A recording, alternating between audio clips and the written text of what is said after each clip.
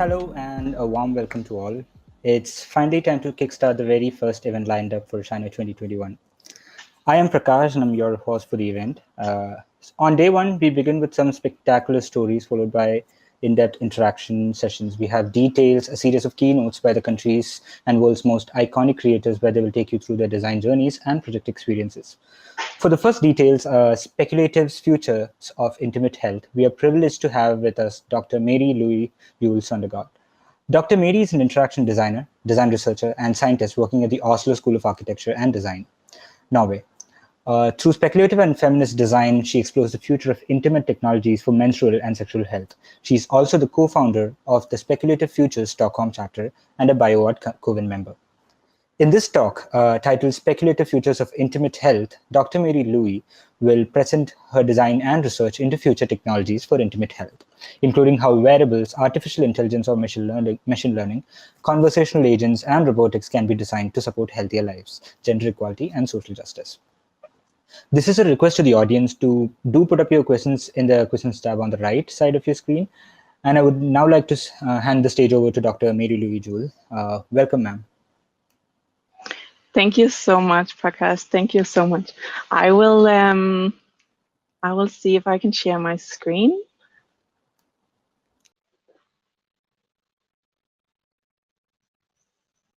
Great. So I hope you can all see my screen and see me as well. And then yeah, then let's start. So hey everyone, yes, I'm Louise. I'm here to present this talk for you, Speculative Futures of Intimate Health. And first, I wanted to just say thank you very much for inviting me to do this talk. I feel very happy and super honored to be here with you. It's my first keynote, and I'm super excited to be the opening speaker for this amazing, awesome design festival you have. And I hope it will give you some creativity, inspiration for the next few days. Thank you for listening in. I also wanted to just say to all of you, congratulations with those of you who have organized it, those of you who put your work in. I know this is a really difficult time for a lot of us, especially you in India. So I'm sharing just a lot of strength with you and hope for the future. And I hope you can also see this conference and festival as a space where you can share your work with each other, create some hope, and look into the future in a bright way. Great. So that's my full name is Louise Juul Søndergaard. My pronouns is she, her. I was born and raised in Denmark, and that's where I have my background, my educational background in interaction design from. So I'm an interaction design researcher and designer, and currently I'm working in Oslo in Norway as a researcher at the design school. And my work is broadly on women's health, on intimate health, and using speculative design and futures methods to address very some taboo and sensitive topics. And I chose to do this as actually already during my PhD back already too many years ago, because as a designer, I was questioning myself, how do I design for these more intimate taboo topics that are so important in our life, but it can be hard to talk about and hard to design for. So that's where I started already during my master's to think, can I do research in this? So if there's anyone sitting out there interested in research and maybe doing a PhD, I hope that the talk here will inspire you to pursue such a way. A little bit of virtual housekeeping. I will have my talk, so you can do whatever you need to do while I'm talking. Listen curiously to it. If you want to walk around a bit, do that. If you need to take a break and come back and listen in. Good. So I will be presenting for half an hour, around half an hour, perhaps a bit more, because I have a lot I want to share with you. And then we have time for conversations and Q&A afterwards. And so keep your questions coming, and I hope I can answer as many as possible. So I will share with you my research and my design vision. the methods and approaches that I'm using, and some examples from my own practice, because I think examples, that's what we need, right? And then throughout the presentation, I will share with you some future ways forwards, or some proposals for how you can get inspired from this work and take it into your own design practice. So yes, so let's see. The title of the talk, Speculative Futures of Intimate Health. I will present for you these speculative methods that I'm using within the topic of intimate health. And intimate health for me is an inclusive way of addressing women's health or health topics that are different, that are intimate in certain ways, either in intimate parts of the body or ways that coming close to our identity and our lives. A lot of my work is around menstrual health and sexual health. So you will see a bunch of that kind of work, but you can also imagine yourself, how can you take this into other possible domains that are in your interest. Great.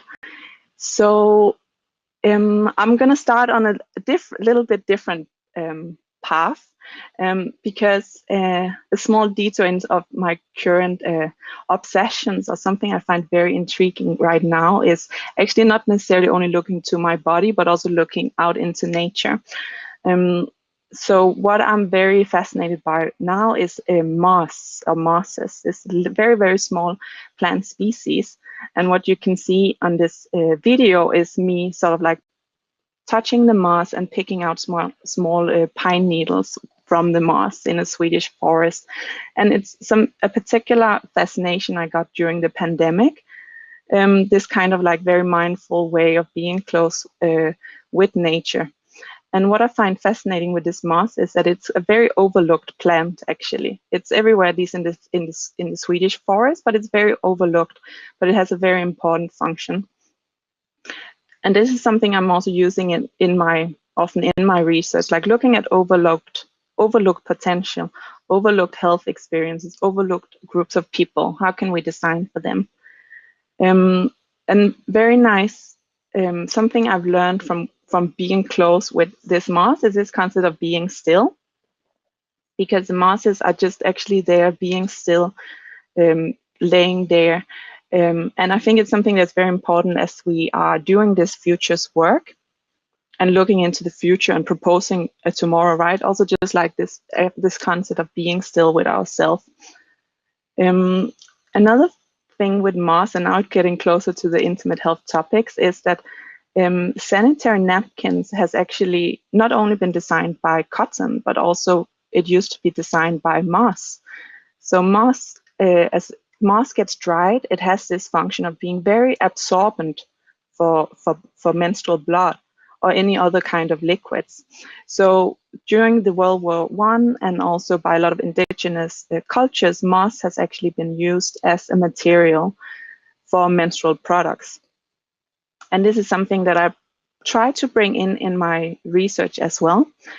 So a recent explorations I did was developing a moss classifier, a machine learning algorithm and image recognition that is detecting different kinds of moss and helping me telling what kind of moss is this. And this is a way for me to use new technologies to support my learning with nature for finding this product or material that could be used to menstrual products.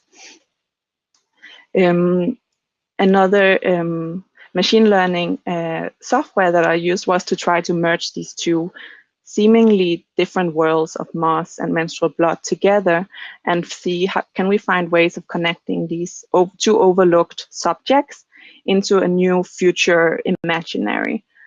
And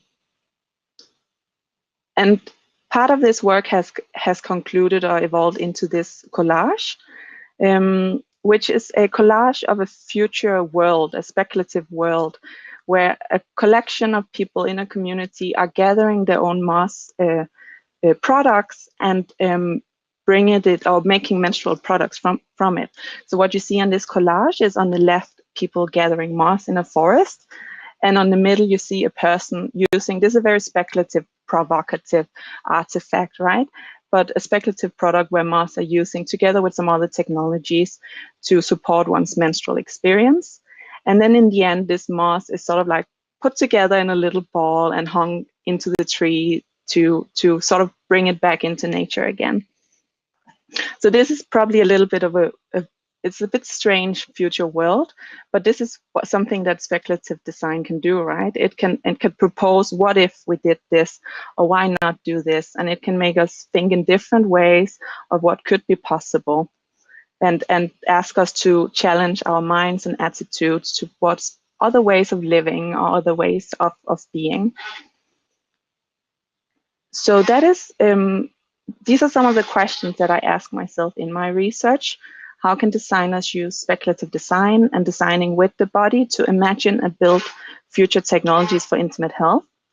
The second, how can design of future technologies raise awareness and create positive change for menstrual and sexual health, reproductive rights and gender equality?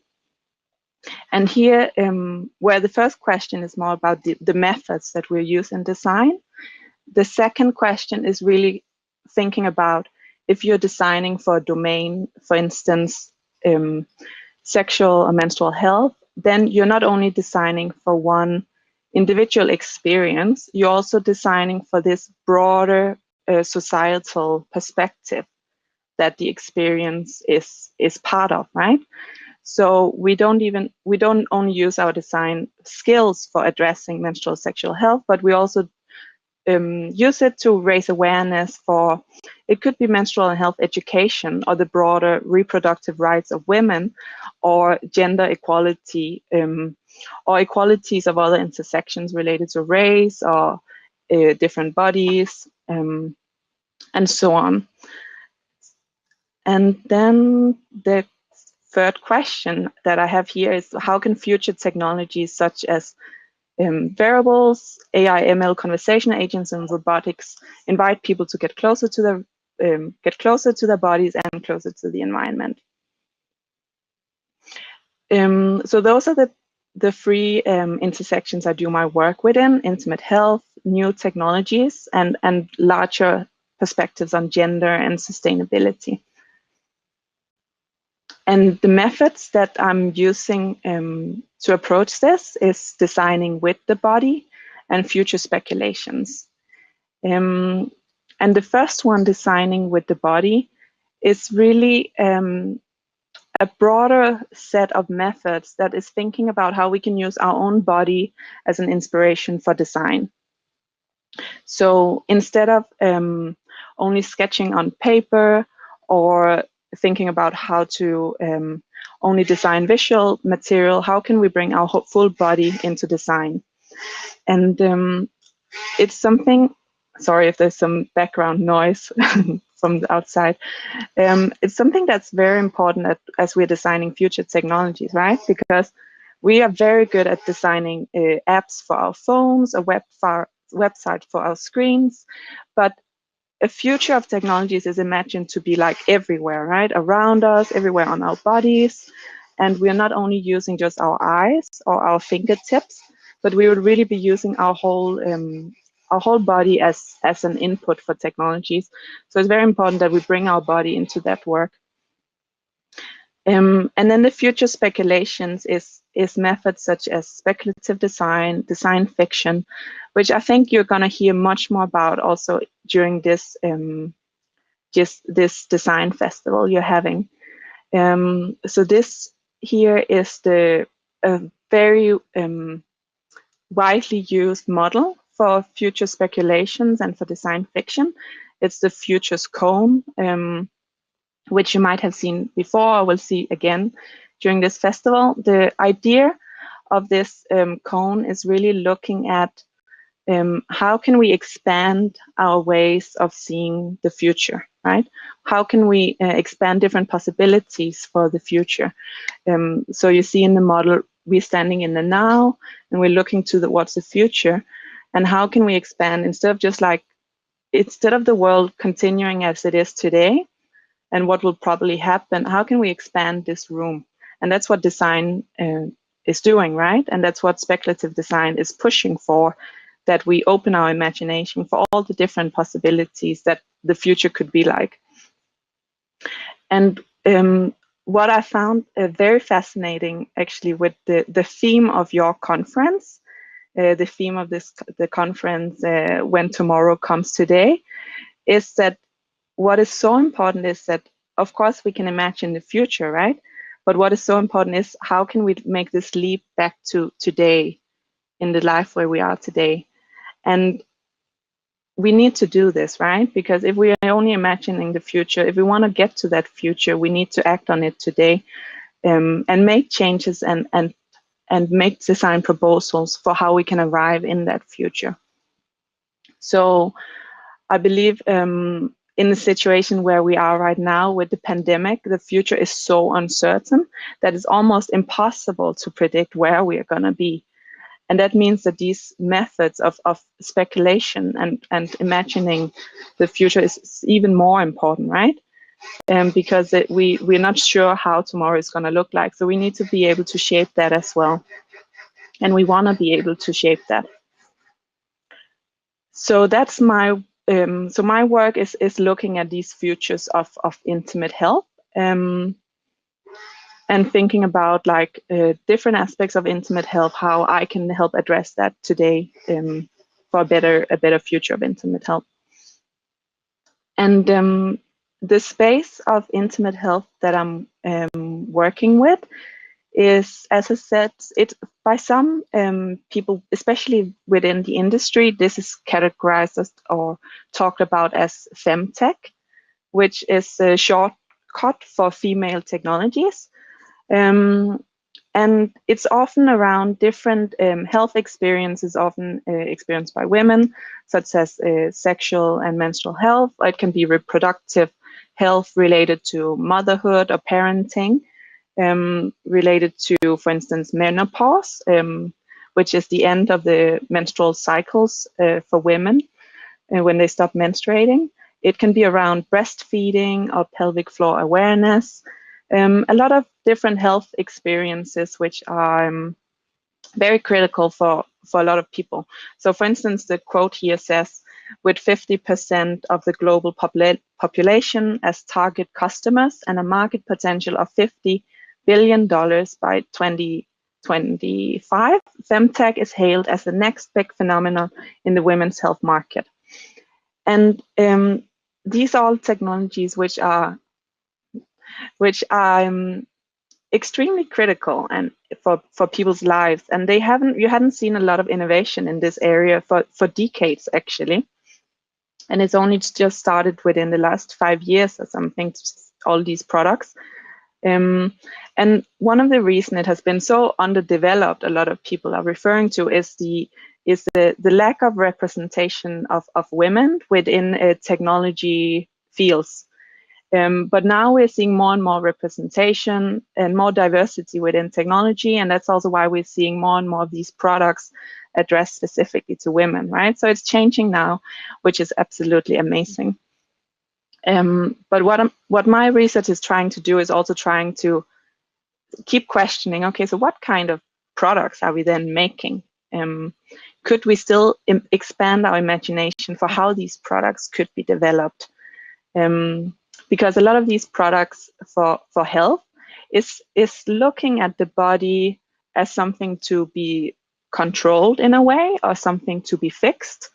And these very rich bodily experiences, for instance, related to menstrual cycle or to parenting, it's very bodily rich, but when they are boiled down to technology, they just become represented on a screen, and they just become represented through data, right? Numbers on a screen. So my work and my design work is trying to open up, how can we think of these health experiences in a more holistic way, closer to the body.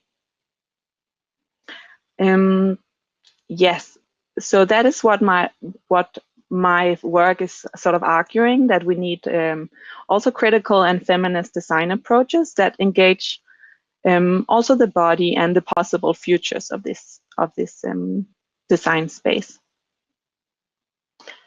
Good. So let me just have some water and then I keep going. Okay, so what I would love to do now is to share examples from my own design practice. And as I told you, I'm working as a design researcher at the university, right? So that gives me quite a lot of a big span of explorations for my design practice.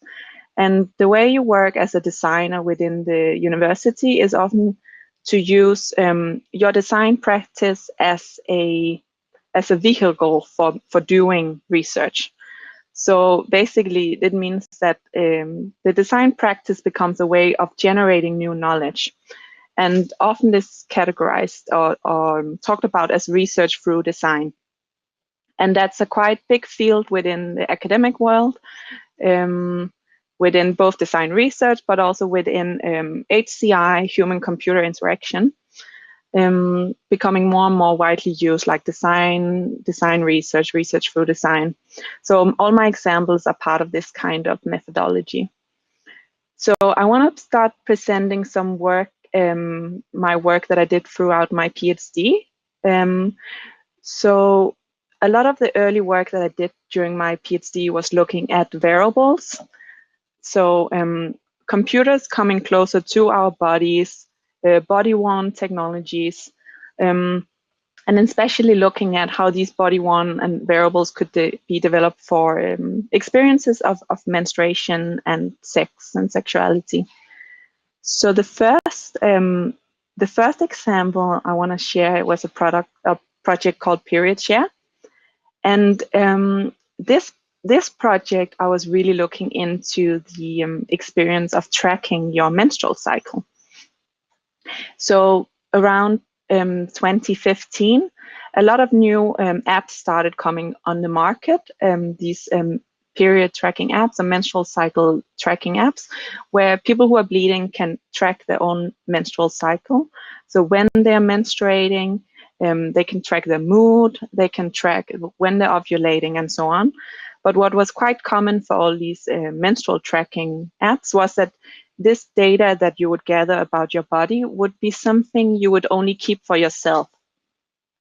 So it was still designed in a way that somehow kept menstruation as something that you would hide or that would be secret, which is a very common cultural understanding of menstruation as something that can be taboo or something that is stigmatized.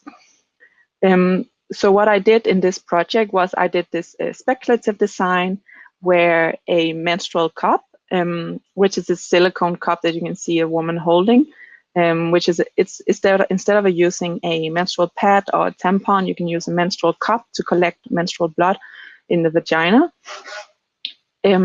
This period share underwear would be an internet-connected menstrual cup that would track your menstrual blood, how much you're bleeding and when you're bleeding.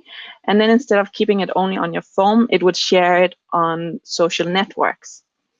So it would be a way for you to share with the world exactly when you're bleeding and how much. And instead of keeping it a private thing, it would share it with the world. So that was a little bit of a provocative idea for a lot of people, but also started a lot of people questioning, maybe you would like to do this. The following project I did was looking into the development of sex technologies and technologies developed for sexual pleasure, really focusing on how we can again expand our ideas of what kind of technologies, what kind of interaction design we are making to think about the pleasure of people's lives, right? And this has been it's a huge industry actually, right? And it's not only a good industry. So it's important that we have interaction designers working on developing products that are emancipating, that are giving people the control to how they want to address their own sexual experiences. So the first project here was a project called Marcel, which was a wearable sex technology with these underwear with vibrators in it.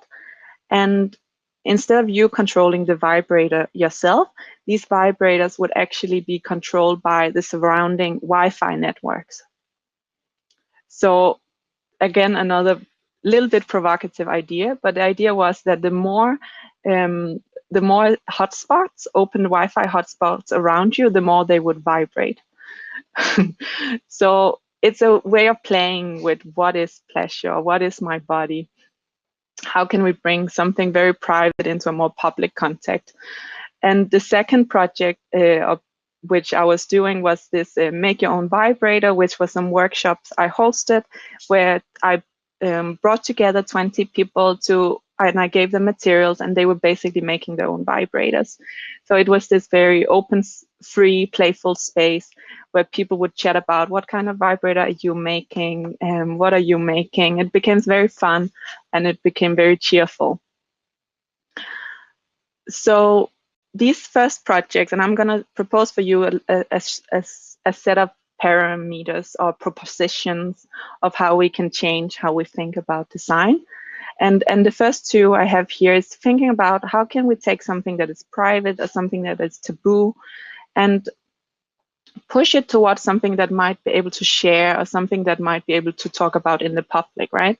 And these questions or these provocations or projects that I have might be pushing this a bit to the extreme, but we could also think about how could we create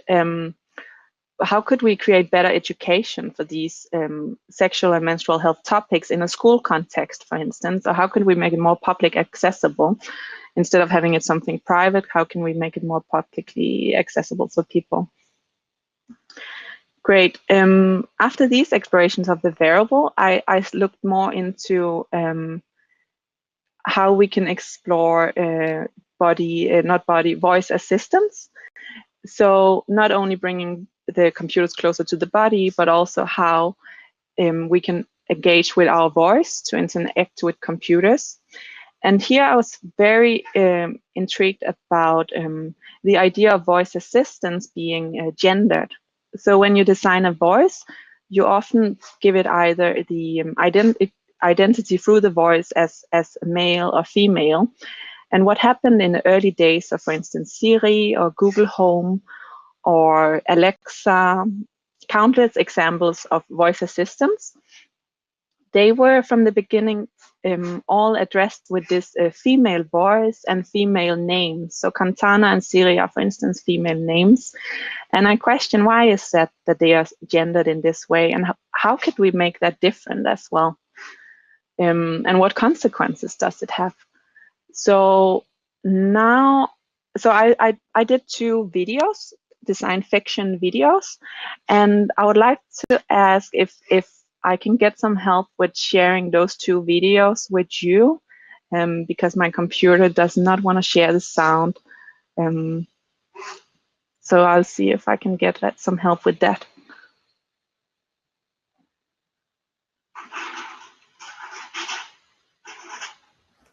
Hi, Miri. I will just share the video from my end then. Yes, that would be great. Sure.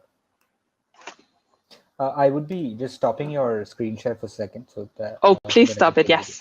Sure.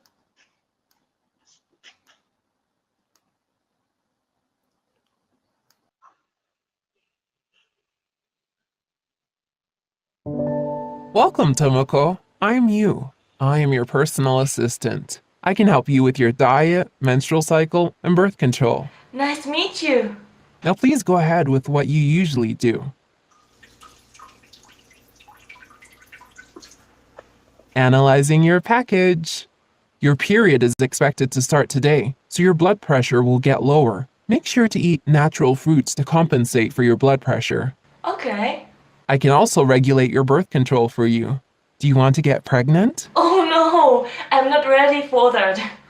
I understand. Whenever you're ready in the future, just let me know. Enjoy your day. Good morning, Tomoko. Good morning, you. You are in your last day of your period. You're still bleeding a bit, but it should stop tonight.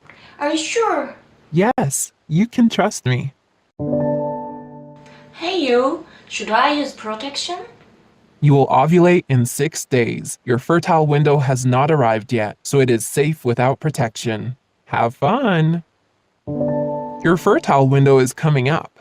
Remember to use protection. Make sure to get some fatty acids in your diet. Great job on your healthy meals. It is safe without protection. Tomoko, I went through your data and it looks like my predictions have been wrong. You got pregnant. Oh, what? But you said I couldn't get pregnant. I'm so sorry to tell you this. I know you didn't want to become pregnant. You trusted me and I was wrong. I am sorry. How is this possible? Your cycle is slightly irregular, but your pattern is very stable.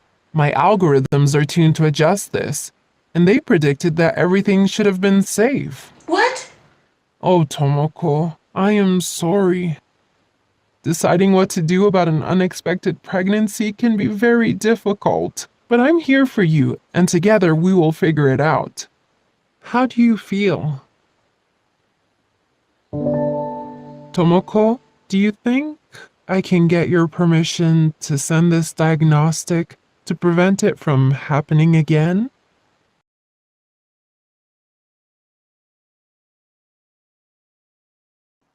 So just let me know when to play the next video.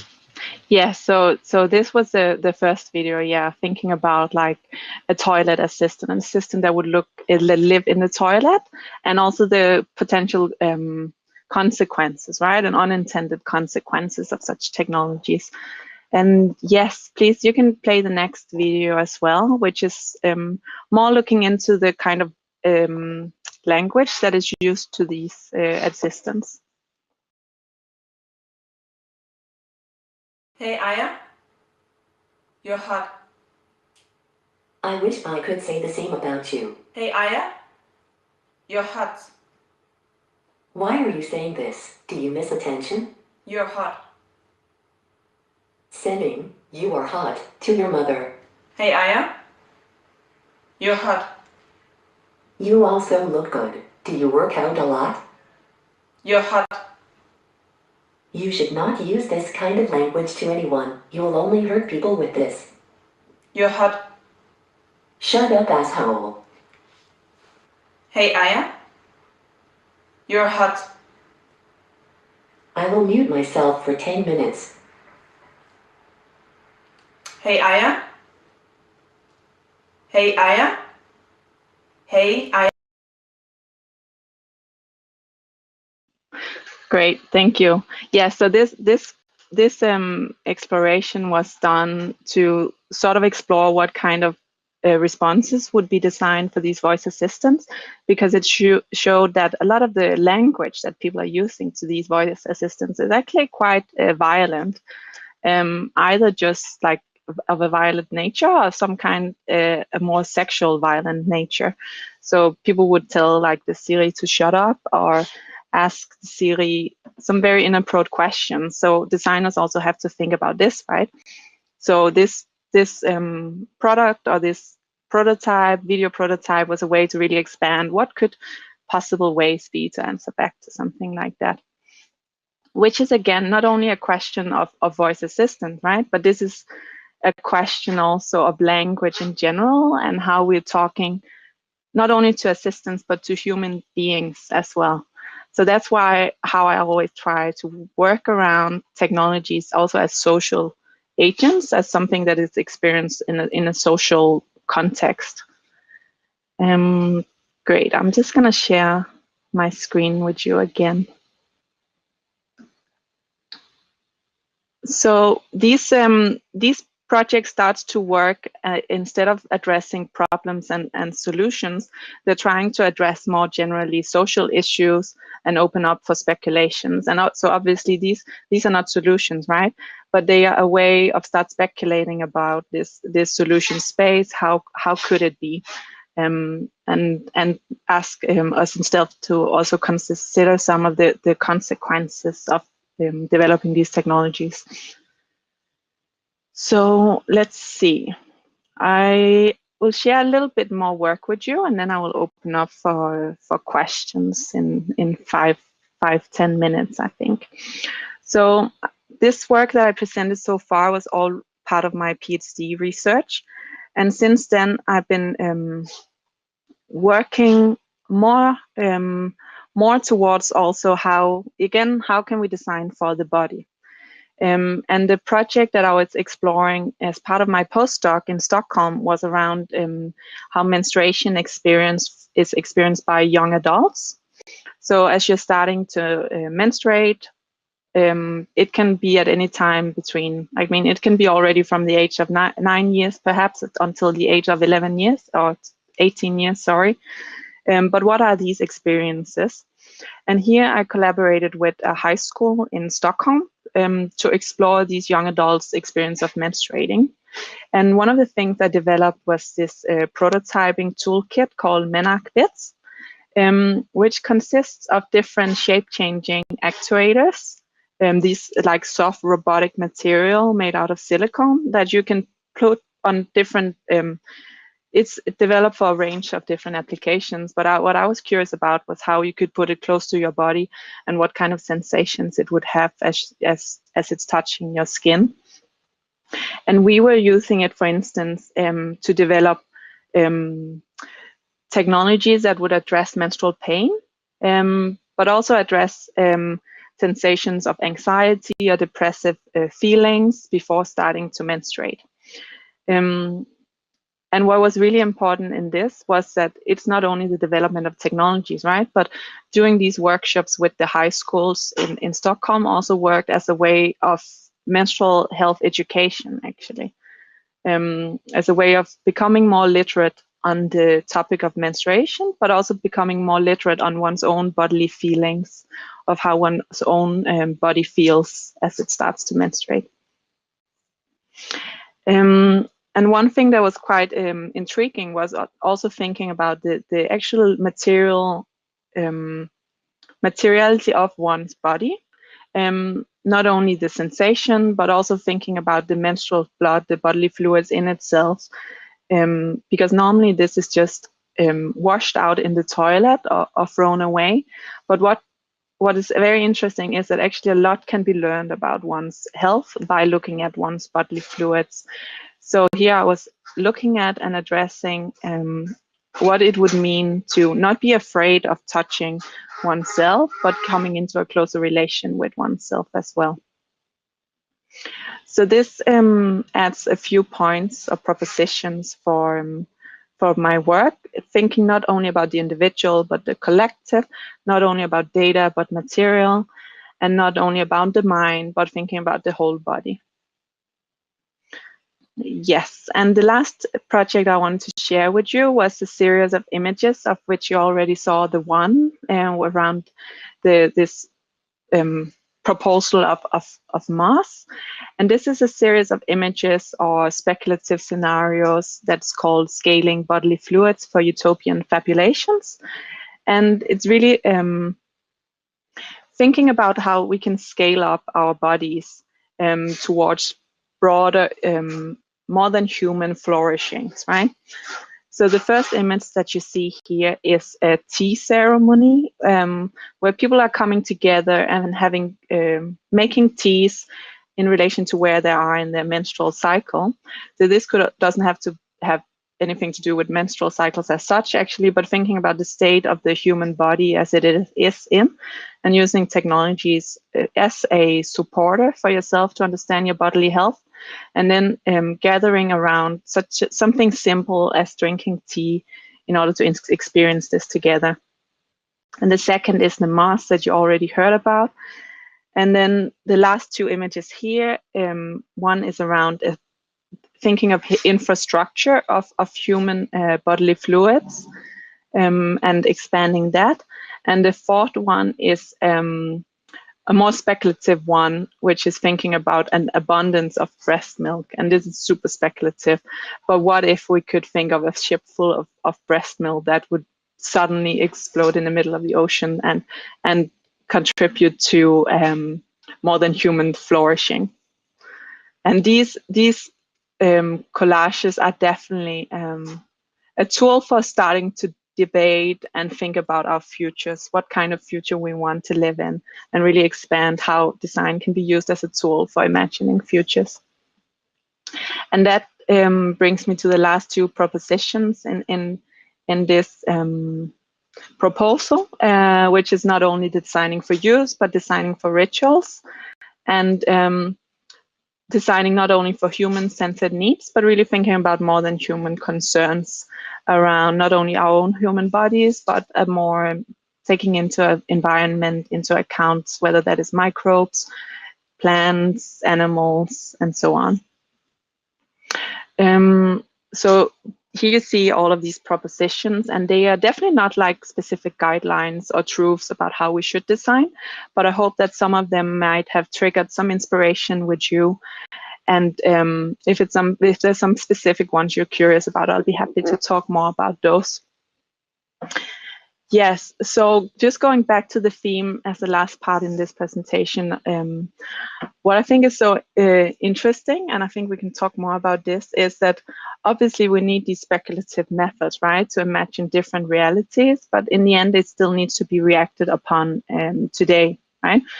But what I think these speculative methods can do is that they can really go from looking at very specific individual needs of one human body to look in a wider perspective of what are some of the global issues that we are facing, right?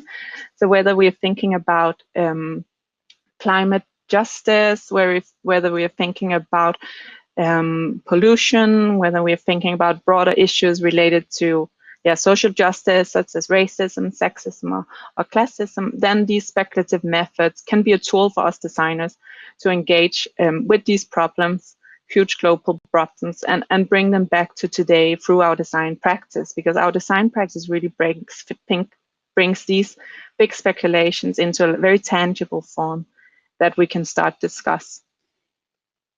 So the last thing that I think also when tying it to that back together to where we are today is that as we're starting with these speculative imaginations, I think it's so important to anchor it also in our bodies where we are today. So anchor it in the present state of our intimate health, and also with how we are coming to touch with the environment around us.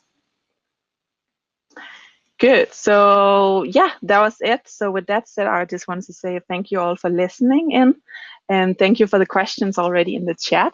And thank you again to everyone who organized this amazing design festival. And I'm wishing you lots of care and good time with this festival in the next few days.